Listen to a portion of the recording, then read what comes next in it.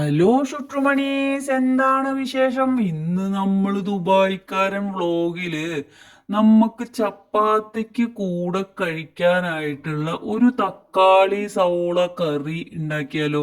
അതും വളരെ എളുപ്പത്തിലാണ് നമ്മൾ ഇത് ഉണ്ടാക്കണത്. അതിനു വേണ്ടി ആദ്യം നമ്മൾ സവോള ഇതാ ഇങ്ങനെ കുനു കുനു കുനു കുനു കുനാന്ന് അങ്ങോട്ട് അരിഞ്ഞെടുക്കും.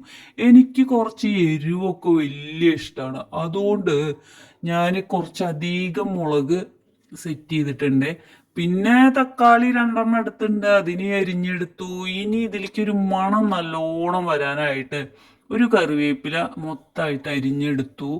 ഇനി നമ്മൾ ഒരു ഗ്യാസ് കത്തിച്ച് അതിൻ്റെ മുകളിൽ ഒരു ചട്ടി വെച്ച്, പിന്നെ നാട്ടിൽ നിന്ന് നമ്മൾ വീട്ടിൽ നിന്ന് നല്ല ഫ്രഷ് ആയിട്ട് കൊണ്ടുവന്നിട്ടുള്ള ആ ഒരു എണ്ണ, വെളിച്ചെണ്ണ കുറച്ച് അങ്ങോട്ട് ഒഴിച്ചു കൊടുത്തു.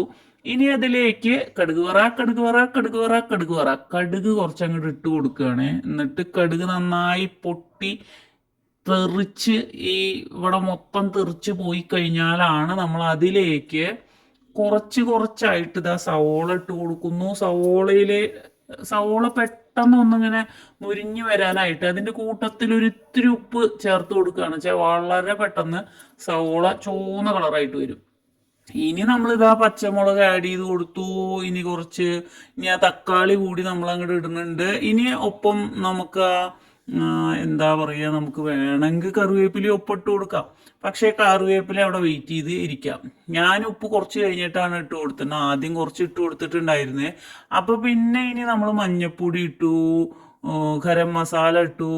ഞാൻ പിന്നെ ഇവിടെ ഉള്ള എല്ലാ സാധനവും ഇടുന്നുണ്ട്. കുറച്ച് സാമ്പാർ പൊടി ഇടുന്നുണ്ട്, കുറച്ച് മുളക് പൊടി ഇടുന്നുണ്ട്. ഇനിയിപ്പോൾ ഒന്നിൻ്റെയും കുറവ് വരണ്ട എന്നുള്ളത് കൊണ്ടും ടേസ്റ്റിൽ ഒരു കോംപ്രമൈസും ഇല്ല എന്നതുകൊണ്ടും എല്ലാ കിട്ടുന്ന പൊടികളെല്ലാം വാരി വലിച്ച് ഇട്ട് അതിനെ നന്നായിട്ട് മിക്സ് ചെയ്ത് ആ ഒരു പച്ചച്ചോയൊക്കെ അങ്ങോട്ട് മാറണ വരെ അങ്ങോട്ട് അതിനെ മിക്സ് ചെയ്ത് എടുക്കും. ഇനി അതിലേക്ക് കുറച്ച് വെള്ളം ഒഴിച്ചിട്ട് അതങ്ങോട്ട് നന്നായി തിളച്ച് കുറുകി വന്നിട്ട് ഇതേണ്ട വറ്റി അതിൻ്റെ ആ ഒരു അയ്യോ മണമൊക്കെ അടിപൊളിയാണേ.